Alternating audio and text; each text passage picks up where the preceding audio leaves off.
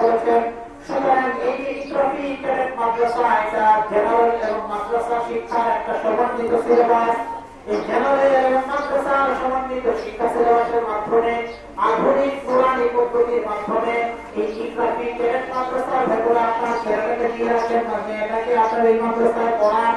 এই ক্যাডেট মাদ্রাসার পাঠদান করানোর মাধ্যমে তারা স্কুলের শিক্ষা গ্রহণ করবে, মাদ্রাসার শিক্ষাও তারা গ্রহণ করতে পারবে।